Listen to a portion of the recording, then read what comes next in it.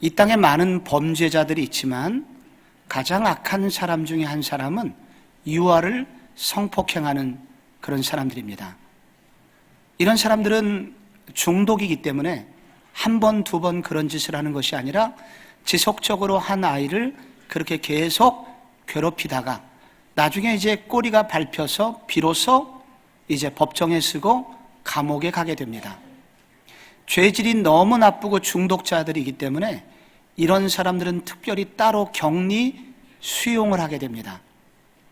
수년 전 이들이 집단적으로 모여있는 공주 감호소에서 소위 이 성폭행을 하는 사람들에게 몇 가지 형벌 제도가 있는데 몇 해 전 우리가 언론에 소개됐던 소위 화학적 거세라는 게 있습니다.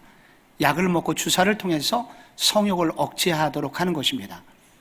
그런데 이 공주 감호소에 25명의 이 소위 유아 성폭행 하는 사람들이 자발적으로 자기가 화학적 거세를 받겠다고 그렇게 자원하여 서명하고 또 그렇게 실제로 행하였습니다.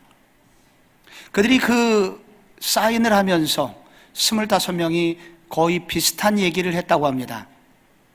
나도 인간이 되고 싶습니다.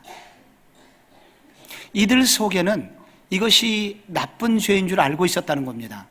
이렇게 해서는 안 된다는 것을 알고 있었다는 겁니다. 그리고 그들 속에 있는 양심의 법도 여전히 살아 있었다는 것입니다. 그런데 문제는 이 너무 육신이 강해서 그것을 이길 만한 힘이 그들에게 없었다는 것입니다. 그것이 그들의 슬픔이었고 결국 그러한 죄를 범할 수밖에 없었다는 것입니다. 예수 믿는 사람에게도 좀 차원은 다르지만 비슷한 고민이 있습니다. 예수를 믿어도 죄가 끊어지지 않는 것입니다. 예수를 믿어도 여전히 내가 죄 가운데 있는 것입니다. 그래서 저 믿음의 사람 바울조차도 이 로마서 7장에서 14절에 이런 고백을 했습니다. 우리가 율법은 신령한 줄 알거니와 나는 육신에 속하여 죄 아래 팔렸도다. 팔렸도다는 노예가 끌려가는 것을 표현하는 단어입니다. 혹은 어떤 동물을 주인이 사서 끌고 가는 그런 모습입니다. 예수를 믿었지만 여전히 죄에게 끌려가는 이 비극적인 모습을 바울이 자신이 경험합니다. 그래서 그는 결론적으로 로마서 7장 24절에 그 유명한 고백을 하게 되는 것이죠. 오라 나는 곤고한 사람이로다. 이 사망의 몸에서 누가 나를 건져내랴. 그래서 이렇게 예수를 믿는 사람들 속에도 이렇게 죄가 남아있고 이 죄가 우리를 옛날 생활로 자꾸 끌고 가려고 한다는 것입니다. 그러나 이렇게 사는 것은 정상은 아닙니다. 예수 믿는 사람은 이렇게 실패하는 삶이 정상이 아닙니다. 어디에 그런 사실이 나와 있을까요? 로마서 7장 다음 장에 나와 있습니다. 다행히 로마서는 7장으로 끝나질 않습니다. 8장이 있습니다. 오늘 그 8장의 시작이 이렇게 됩니다. 그러므로 이제 그리스도 예수 안에 있는 자에게는 결코 정죄함이 없나니. 이것으로 시작을 하면서 3절을 보십시오. 율법이 육신으로 말미암아 할 수 없는 그것을 하나님이 하시느냐. 우리가 할 수 없는 일을 하나님이 할수록 도와주신다는 거예요. 그리고 37절에 보면 그러나 이 모든 일에 우리를 사랑하시는 이로 말미암아 우리가 넉넉히 이기느니라. 대충 이기는 게 아니라 넉넉한 능력으로 이길 수 있다고 말씀하십니다. 그래서 이 로마서 8장은 실로 이 육신 속에 남아있는 이 죄의 문제, 우리가 싸우고 있는 이 문제에 대한 승리의 비결이 나와 있습니다. 그래서 많은 사람들이 이 로마서 8장을 특별히 사랑하였습니다. 어느 목사님이 성도님들 이렇게 성경을 가르치시다가 여러분 이런 질문을 합니다. 여러분 불이 났어요. 그래서 여러분이 급해서 단 하나의 물건만 가지고 나간다면 무엇을 가지고 나가겠습니까? 어느 성도님께서 성경책을 가지고 나가겠습니다. 목사님이 너무 감동했습니다. 그래서 또 한 번 물었습니다. 만약에 핍박의 시기가 와서 여러분이 만약에 성경도 들고 다닐 수 없어, 우리 성경의 한 장만 찢어가지고 주머니에 넣어갈 수 있다면 여러분은 어디를 찢으시겠습니까? 이 질문에 대해서 어떤 학자는 말하기를 로마서의 모든 장들을 이 성경의 전체 장 중에서 단 하나의 장만 선택해야 한다면 나는 당연히 로마서 8장을 선택하겠다 라고 고백을 했습니다. 슈페너라는 성경학자가 있습니다. 이 성경 전체를 하나의 반지에 비유한다면 이 로마서는 바로 반지의 보석에 해당한다. 그 반지의 보석 중에 유난히 빛나는 부분이 있으니 그것은 로마서 8장일 것이다 라고 말했습니다. 또 어떤 학자는 이 로마서 안에서 여러 갈래로 흐르던 생명수의 강이 이 로마서 8장으로 모아지고 이 생명수의 강을 이룬 것은 하나님의 보좌 앞, 어린 양의 보좌 앞을 관통하는 그런 성경일 것이다 라고 경탄을 하였습니다. 그래서 우리 교회 꽤 많은 성도들은 이 로마서 전체 이렇게 어렵고 긴 구절을 통째로 암송을 하고 있습니다. 여러분도 이 설교가 진행되는 동안 이 말씀의 능력을 체험하기를 원하신다면 한번 외우는 일에 도전해 보시기를 도전드립니다. 왜냐하면 이 로마서 8장은 우리가 이렇게 암송할 만한 충분한 가치, 그래서 이 말씀이 내 것이 될 때 이 죄를 이기고 육신 속에 있는 남아있는 이 지독한 육신의 죄를 이기고 거룩한 하나님의 사람으로 살아갈 수 있는 이 놀라운 승리의 비결이 나와 있기 때문입니다. 어떻게 이길 수 있을까요? 이렇게 지독하게 우리를 붙들고 늘어지는 이 죄성, 이것을 어떻게 이기고 하나님의 사람답게 하나님의 사람으로 살아갈 수 있을까요? 오늘 읽은 이 로마서 8장 1절로 4절은 먼저 우리에게 이것을 도전합니다. 정죄함이 없는 복음 내 것이 되게 하면 가능하다라고 말합니다. 정죄함이 없는 복음 내 것이 되어야 된다라고 도전을 합니다. 1절 이렇게 시작합니다. 그러므로는 그동안 로마서 1장부터 8장까지 얘기했던 아주 핵심적인 내용, 우리가 그동안 들어왔던 로마서 8장의 내용을 집약하고 있는 것입니다. 이 집약한 내용이 1절이라는 거예요. 그리스도 예수 안에 있는, 이제 그리스도 예수 안에 있는 자에게는 결코 정죄함이 없다는 것입니다. 여기에 그동안, 그렇기 때문에 로마서 1장부터 7장까지 여러분이 그동안 말씀을 혹시 놓쳤다 하더라도 이 로마서 8장 이 구절, 이 8장만을 잘 이해한다면 로마서 8장 전체의 핵심, 아니 성경 전체의 복음의 핵심을 알 수 있다는 것입니다.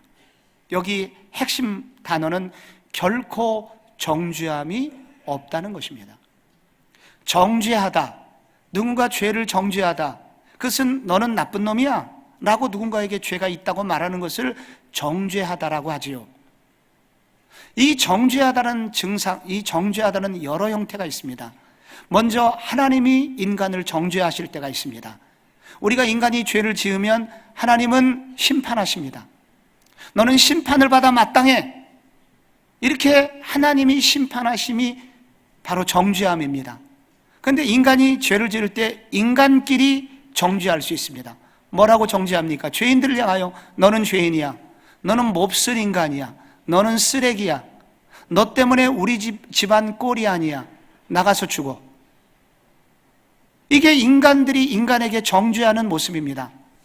그걸로 끝나지 않고 이 정죄함은 내 안에 살아 있습니다.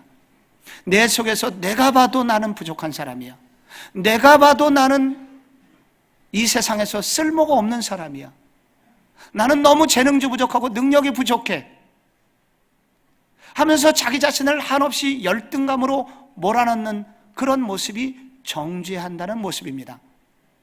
그런데 이게 예수를 안 믿는 사람에게는 있는 게 아니라 놀랍게 예수를 믿음에도 불구하고 예수를 믿는 사람들 속에서도 이렇게 이 잔인한 이 정죄 의식이 우리 속에 남아있는 게 문제입니다.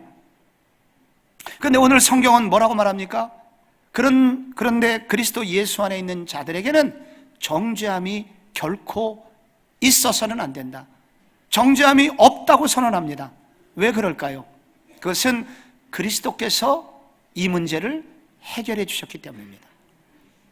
여러분, 이 정죄라는 것은 원인이 모든 것은 죄 때문에 생기는 것입니다. 죄인은 두 가지 두려움으로 고통합니다. 먼저 죄를 지은 사람은 죄값을 치러야 됩니다. 그래서 죄를 지을 죄인에게 오는 형벌, 죄 지은 자가 받게 되는 형벌 때문에 죄인은 고통합니다. 사기를 치면 2년형, 5년형, 감옥 갔다 와야 됩니다. 사람을 죽이면 20년형 혹은 무기수가 되어 감옥에 가서 죄값을 치러야 됩니다. 우리도 죄를 지으면 하나님 앞에 심판을 받아야 되는데 성경에 따르면 죄의 삭은 사망이요 라고 되어 있습니다. 그래서 우리가 하나님 앞에 죄를 지으면 결국은 지옥에 가서 영원한 사망의 삶을 살게 됩니다. 그래서 이 죄인들이 당하는 고통은 바로 이 죄값을 치러야 되는 두려움 속에 살게 됩니다. 그런데 그것만이 아닙니다. 죄인이 당하는 또 다른 두려움이 하나가 있으니 그것은 죄의 발각으로 인한 수치심입니다. 이게 더 큽니다. 때로는 어떤 사람에게는 여러분 죄 형벌을 받는 것도 무섭지만 내 죄가 낱낱이 드러나게 될 때 나의 자존심이 무너지게 되고 부끄럽게 되고, 그래서 어떤 사람은 고개를 들지 못하게 되고 자존심이 센 사람은 이것 때문에 자살을 하게 됩니다. 이 두 가지가 사람을 고통스럽게 합니다. 두려움 속에 살게 됩니다. 정죄의식 속에 빠지게 만듭니다. 구약 성경에 따르면 구약 이스라엘에는 1년에 한 번씩 대속죄일이라는 것이 있습니다. 이날 이스라엘의 모든 죄가 해결되는 날입니다. 대제사장은 2마리 흠없는 어린 양을 끌고 오게 합니다. 그리고 그것을 제비를 뽑아서 그 중에 한 제비 뽑히지 않은 양에게 먼저 안수기도를 하고 그의 목을 칩니다. 피를 소반에 받아가지고 이 성막 안 가장 깊숙한 곳 지성소 안으로 끌고 가져갑니다. 지성소 안에는 여러분 뭐가 있죠? 언약궤, 법궤라는 것이 있습니다. 왜 법궤냐면 그 속에 모세 때 받은 율법의 돌판이 그 속에 들어있기 때문입니다. 그런데 이스라엘 백성들이 그 율법을 지켰을까요? 못 지켰습니다. 그래서 이스라엘 백성들은 늘 하나님의 진노의 대상입니다. 그런데 그 어린 양의 피를 대제사장이 소반에 있는 것을 그 법궤 위에 붓게 됩니다. 하나님이 위에서 보실 때는 피밖에 보이지 않죠. 바로 그것은 이스라엘 백성들이 자신들이 불순종함으로 말미암아 받아야 되는 죄 값을 청산하는 절차를 보여주는 것입니다. 대제사장은 그 위에 밖으로 나오게 되죠. 그리고 제비 뽑은 또 하나의 어린 양이 남아있지 않습니까? 그 어린 양에게도 안수기도를 합니다. 이것은 이스라엘 백성들의 모든 죄입니다. 이 어린 양을 밖으로 광야로 내보내게 됩니다.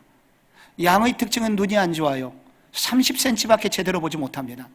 그래서 양은 이리저리 헤매이다가 광야의 이리하게 찢겨 죽이거나 혹은 광야의 낭떠러지에 떨어져서 머리가 깨지고 몸통이 터지면서 죽임을 당하게 됩니다. 바로 이스라엘 백성들이 광야에 살 때는 자기들의 진에서 진 밖으로 이 어린 양을 보냈고, 나중에 성이 생기고 된다면 성문 밖으로 이와 같이 어린 양을 보내는 의식을 하게 됩니다. 이스라엘 백성들은 동이서에서 먼 것처럼 자신의 죄를 가지고 짐을 지고 가는 어린 양이 그들의 시야에서 사라질 때 이스라엘 백성들은 뛸 듯이 춤을 추면서 찬송합니다. 내 죄 사함 받고서 예수를 안 뒤 나의 모든 것 변했네. 이런 찬송을 우리가 부르듯이 이스라엘 백성들이 자신의 죄가 멀리 간 것 때문에 기뻐하고 즐거워하게 됩니다. 그런데 여러분, 오랜 후에 사도 요한이 이 땅에 예수님이 오셨을 때 뭐라고 했습니까? 보라, 세상 죄를 쥐고 가는 하나님의 어린 양이로다. 어린 양으로 이 땅에 오신 예수 그리스도, 그분이 여러분 십자가에서 마정에 죽으실 때 어떤 과정을 통해서 죽으셨습니까? 먼저 긴 재판을 받으셨습니다. 그리고 말로 닿을 수 없는 욕을 당하셨습니다. 그리고 말로 닿을 수 없는 채찍질, 징박힌 채찍을 맞으면서 살점이 떨어져가는 아픔을 겪으셨습니다. 그리고 무거운 십자가를 지셨습니다. 그리고 그 짐을 짊어지시고 골고다까지 여러분 성문 밖으로 쫓겨나서 예루살렘 성문 밖에서 예수님은 그 짐을 지고 골고다에 올라가셨습니다. 예수님이 십자가에서 매어 달리실 때 우리가 성화를 보면 거기에 옷이 일부 걸쳐져 있지만 실제로 예수님은 한 오락이 실 하나 걸치지 않고 거기에 매달려 계셨습니다. 인권이라고는 도저히 찾아볼 수 없는 참혹한 조롱당함의 모습 속에서 예수님은 그렇게 십자가에서 돌아가신 것입니다. 어린 양이신 예수는 실로 어떤 모든 수치를 예수님이 다 당하셨다는 겁니다. 사람이 당할 수 있는 최고의 조롱, 그분이 다 당하신 거예요. 여러분, 조롱만 당하셨습니까? 십자가에서 못에 박힌 이후에 예수님께서는 십자가에서 결국은 모든 피를 쏟으시고 죽으셨습니다. 우리가 대신 당해야 되는 이 모든 죄를 예수님이 짊어지고 죽으셨다는 거예요. 죄값을 치렀다는 것입니다. 피 흘림의 죄값입니다. 여러분, 예수님께서 이렇게 죽으신 것에 대해서 성경은 이것을 이렇게 요약합니다. 로마서 3장 24절에 보시면, 그러므로 예수 안에 있는 속량으로 말미암아 하나님의 은혜로 값없이 의롭다 하심을 얻은 자 되었느니라. 여러분, 속량 아시죠? 노예 대금을 치르고 노예가 자유롭게 되는 것입니다. 그래서 속량은 노예 대금을 치르는 것을 말합니다. 예수님이 십자가에서 돌아가신 것은 속량의 제사였다는 거예요. 우리가 죽어야 되는 그 죄값을 예수님이 대신 치렀다는 거예요. 그뿐입니까? 로마서 4장 7절을 보면, 불법이 사함을 받고 그 죄가 가리어짐을 받는 사람은 복이 있다. 가리어짐은 커버를 말합니다. 덮어준다는 거예요. 우리가 당해야 되는 수치와 우리가 당해야 되는 조롱, 우리가 당해야 되는 부끄러움, 이 모든 것을 예수님께서 십자가에서 해결해 주셨다는 거예요. 그러므로 그리스도 예수 안에 있는 자에게는 결코 정죄함이 없나니. 왜 정죄함이 없는가?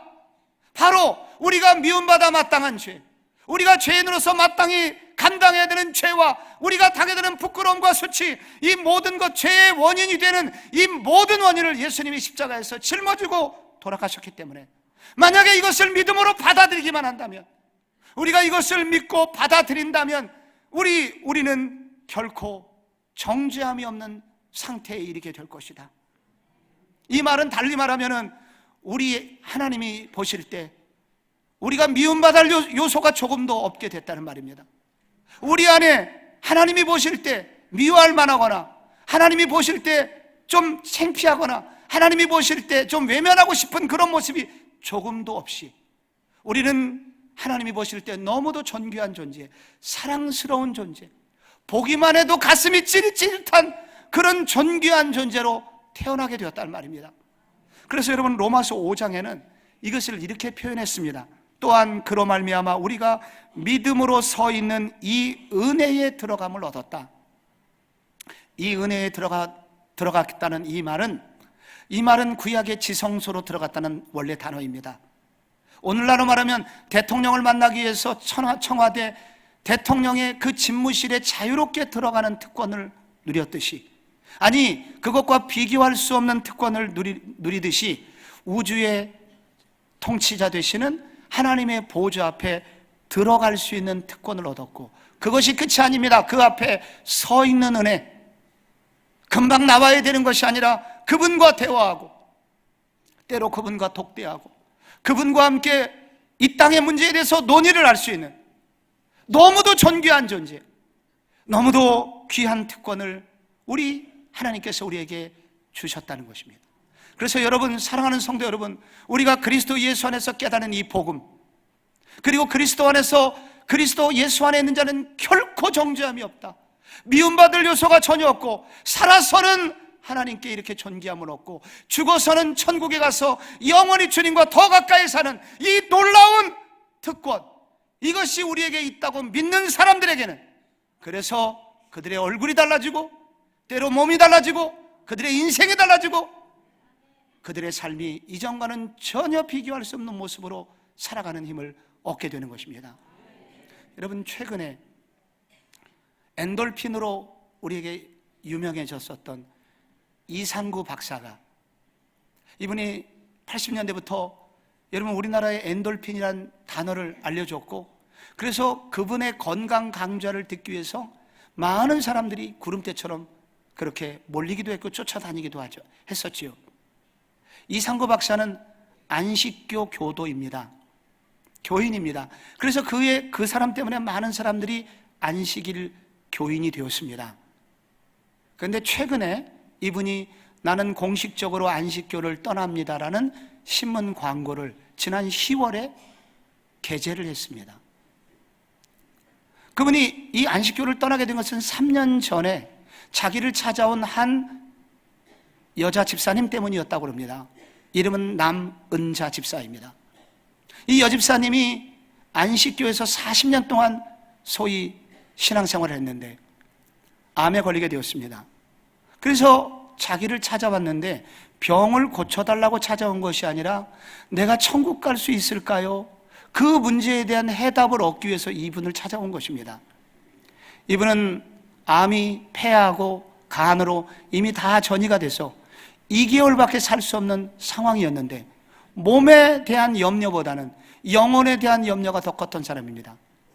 자기가 이 암이 걸렸다는 사실을 알고 이제 소위 안식구 간부를 찾아가서 저는 죽으면 어떻게 되나요? 천국에 갈 수 있나요?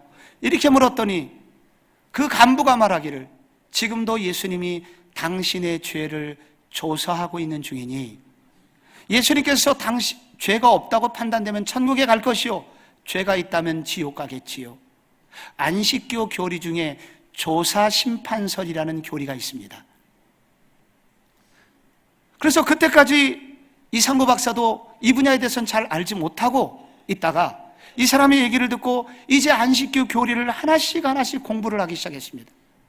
그리고 그것이 얼마나 잘못된 성경을 곡해한 내용이었는지 깨닫게 되고 여기서 진정한 복음을 이분이 만난 거예요. 그리고 나서 안식교를 탈퇴합니다.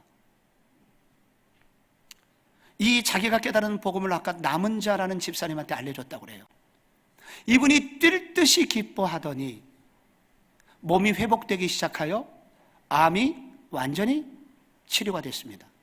그래서 이분은 지난 2개월밖에 못 산다는 그분이 지난 3년 동안 이분과 함께 열심히 소위 복음운동을 하는 일에 지금까지 열심히 노력을 하고 있다고 합니다. 이 이상구 박사가 이 여인에 대해서 얘기하면서 이런 얘기를 하더라고요. 복음의 진수를 알게 되자 죽은 유전자까지 살아나는 일이 일어났습니다. 복음은 이런 것입니다. 믿는 자에게는 결코 정죄함이 없다.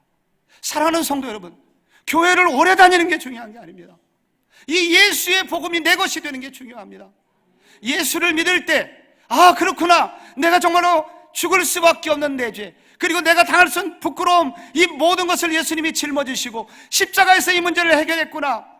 결코 예수 안에 있는 자는 결코 정죄함이 없구나.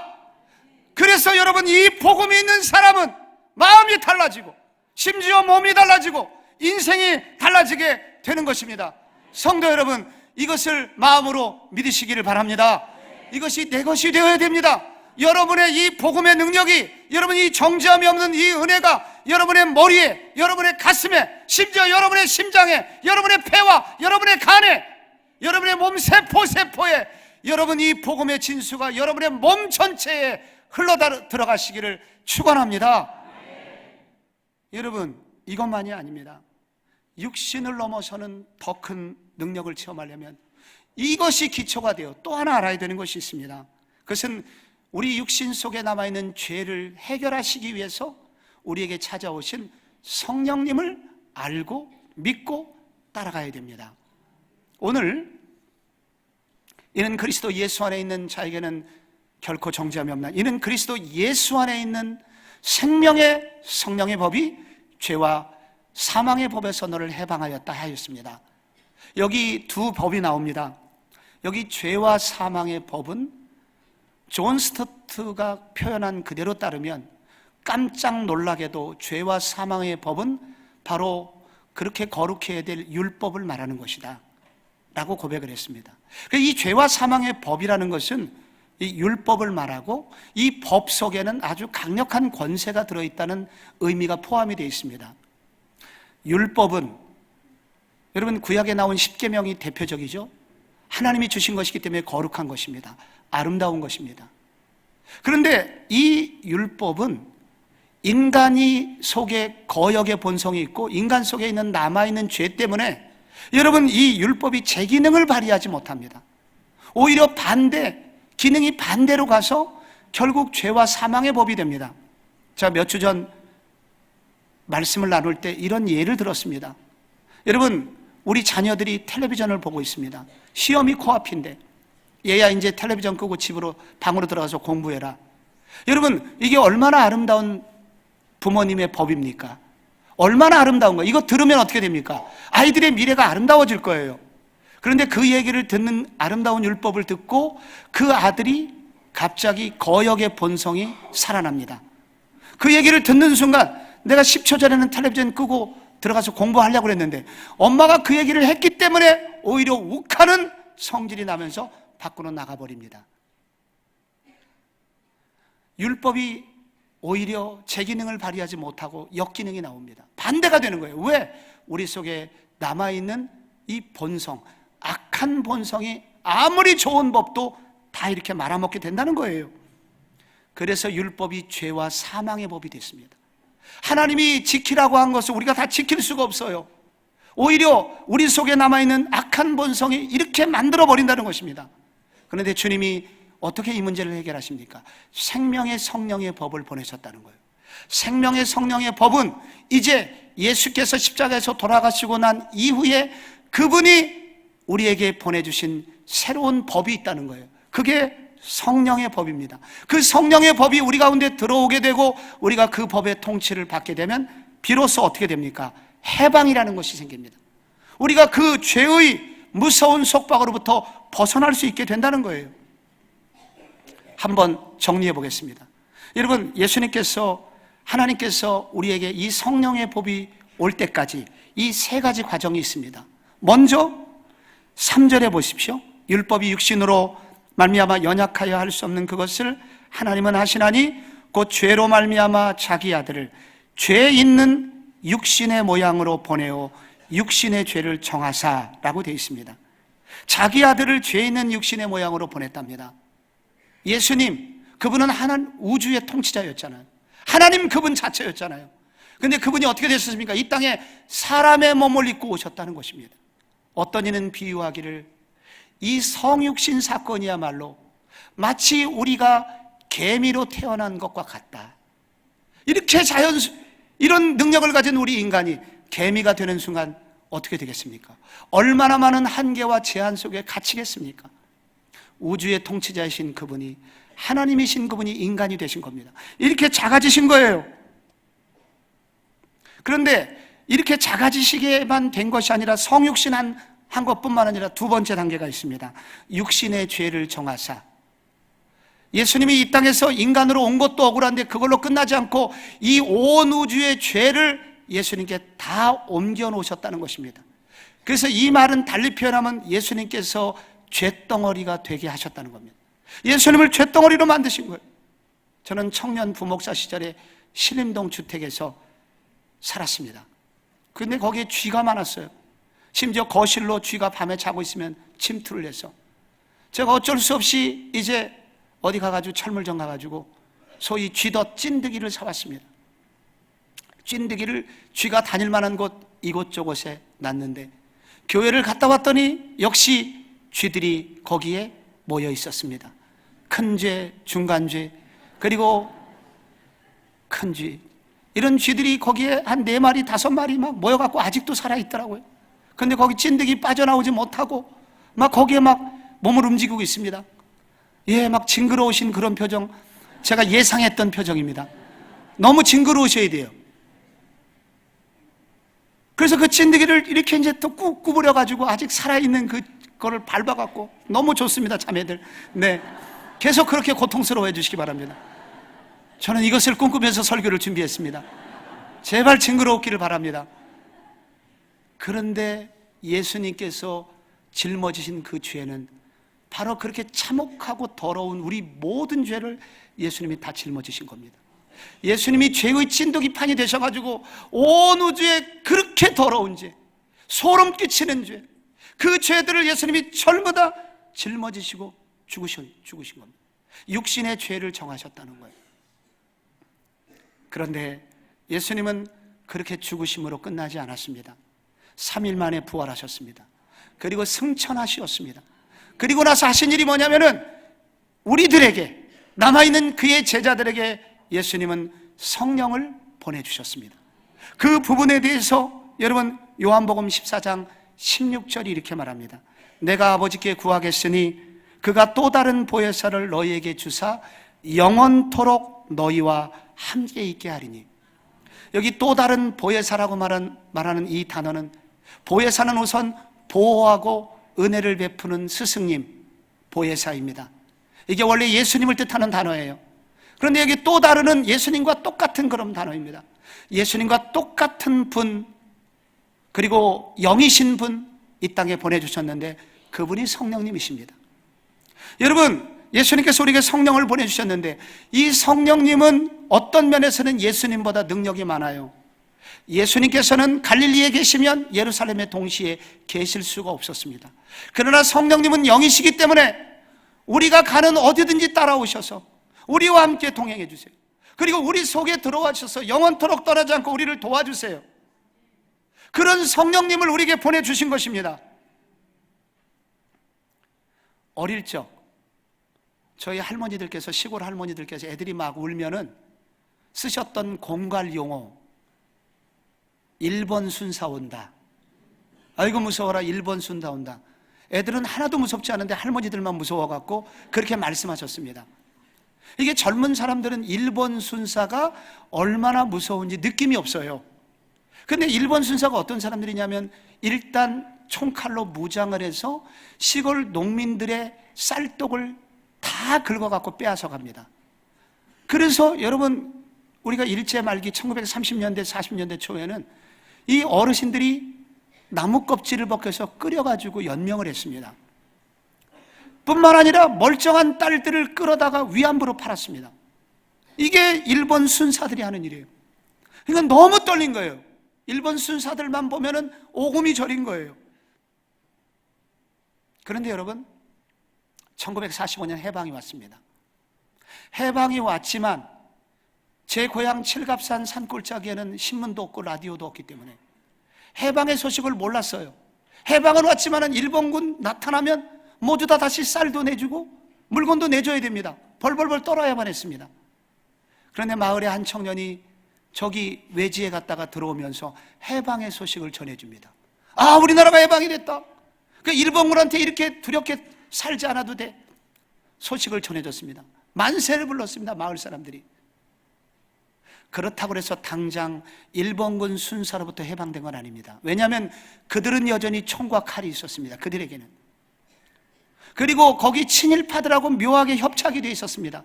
함부로 까불다가는 다칩니다. 그래서 해방이 됐음에도 불구하고 일정 기간 동안에는 그 일본군 잔당들이 남아갖고 우리들을, 마을 주민들을 여전히 괴롭혔고, 해방이 됐지만 이 복음의 놀라운 소식을 들었지만 여전히 능력은 발휘하지 못했던 것입니다. 언제 문제가 해결됐을까요?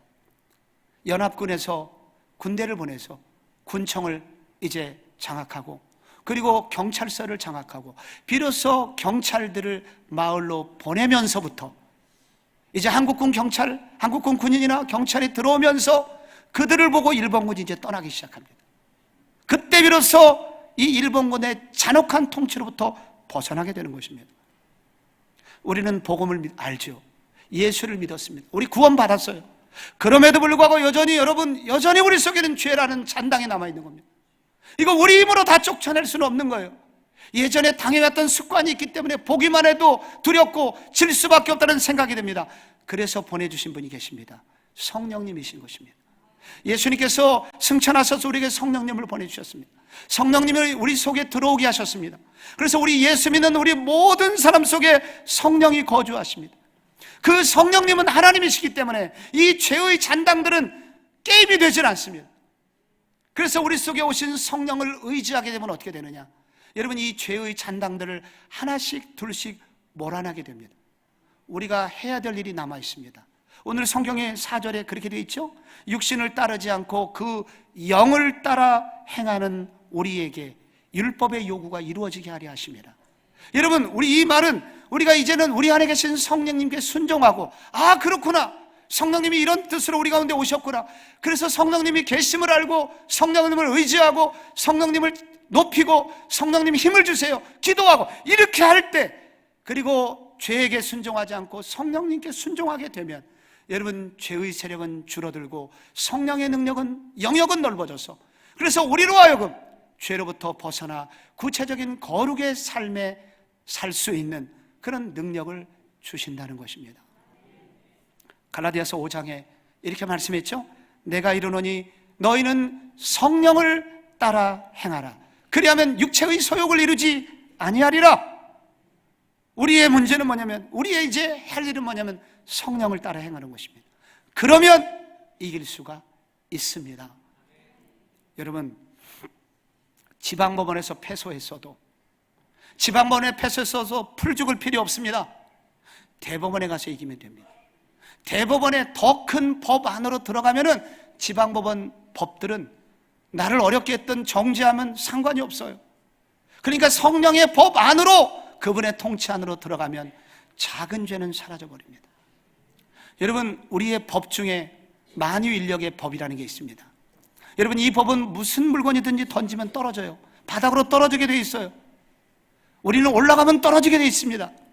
그런데 여러분, 이 법을 거스르는 놀라운 물건들이 있습니다. 놀이공원에 가면은 수소풍선이라는 게 있어요. 그럼 여러분 어떻게 됩니까? 하늘로 막 만유인력의 법칙을 거스르고 반대로 막 올라가잖아요. 이거보다 센 게 있습니다. 비행기가 있습니다. 비행기는 여기에 타게 되면 하늘로 올라가잖아요. 치고 올라가잖아요. 우리가 예수 그리스도께서 우리에게 주신 이 성령님을 의지하고 성령의 법 안에 거하기를 기뻐하게 되면 우리를 붙들고 늘어지고 우리를 지긋지긋하게 했던 여러분 이 죄의 세력으로부터 벗어날 수 있는 능력을 얻게 된다는 것입니다.